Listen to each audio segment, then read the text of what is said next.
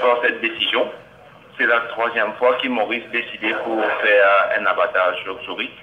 Nous sommes très déçus et nous travaillons beaucoup avec les autorités ces dernières années pour démontrer que chauve-souris ne va pas faire autant de dégâts que tout le monde dit.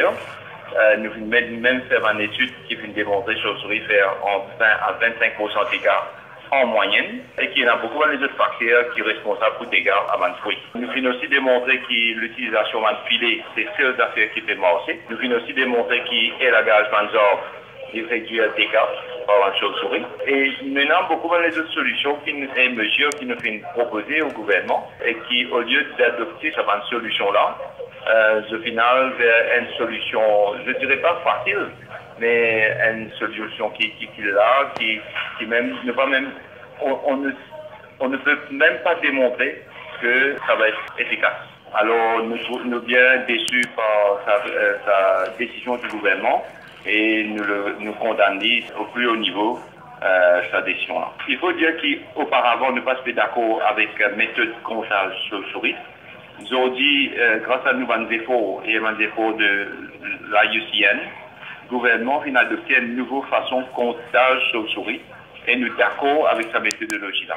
Donc nous sommes d'accord avec sa chiffre qui vient avancée par le ministre et nous sommes d'accord avec sa chiffre de 65, 62, 65 000 chauves-souris-là parce qu'il est basé sur une méthode plus appropriée et plus acceptable. Donc nous sommes d'accord sur le chiffre. Quand nous disons qu'il y a trop beaucoup de chauves-souris, il faut relativiser. Trop beaucoup par rapport à quoi? Il faut savoir que dans le passé, il y a 3 espèces de chauves-souris à Maurice. Il y en a beaucoup la forêt et on parlait de peut-être 1 million ou beaucoup plus de chauves-souris à Maurice.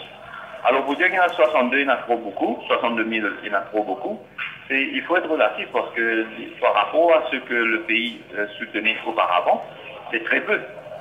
Et il faut aussi savoir qu'il y a une chauve-souris, peut-être qu'il y a une grosse population, mais seulement quand il y a une grosse cyclone, il y a 24 qui viennent recenser, que plus de 90% de la population capable de mourir dans un cyclone. Alors, ça peut paraître beaucoup, mais en fait, c'est pas beaucoup. Mais aussi que les chauves-souris jouent un rôle très important dans l'écosystème pour maintenir la forêt. Donc, peut-être plus de chauves-souris, plus bon pour la forêt. Par rapport à la pollinisation, par rapport à dispersion dans la graine aux longues distances. Nous connaissons que les chauves-souris sont capables de voyager des dizaines de kilomètres dans la nuit. Ils sont capables de prendre un fruit ou une graine, de transporter d'un bout de l'île jusqu'à l'autre bout de l'île. Et c'est les chauves-souris qui peuvent maintenir la forêt et qui deviennent plus importants encore parce que dans Maurice, déforestation de la forêt peut continuer, dégradation de la forêt peut continuer. Alors, nous avons une chauve-souris là qui peut polliniser les arbres et qui peut disparaître dans la graine. C'est beaucoup plus important parce que les temps de développement, les temps de toute l'infrastructure, tout le développement négatif qui est arrivé. Et nous avons bien besoin d'un agent comme la chauve-souris. Finalement, il paraît qu'il lobby plantaire puis il faut qu'il lobby écologiste alors.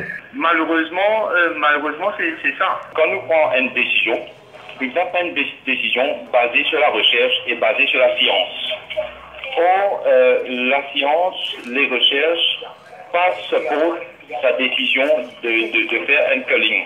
Nous pensons que le gouvernement et les pétros répondent à un lobby plantaire et il y a une solution qui est capable d'appliquer. Et cette solution-là, c'est connu. C'est connu, cette solution-là. Nous finissons faire des workshops l'année dernière, un certain ici. Vous connaissez le ministre, une cause quand il y a l'abattage, il y en a beaucoup qui meurent, mais quand il y a un cyclone aussi, il y en a beaucoup qui meurent. Alors, il y a une affaire bien, il y a une différence fondamentale entre un cyclone et un abattage.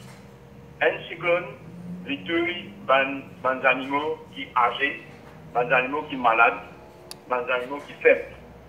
Donc, il y a un effet de purge sur la population de chauves-souris. Et la population qui restait, qui survit, se rebondir.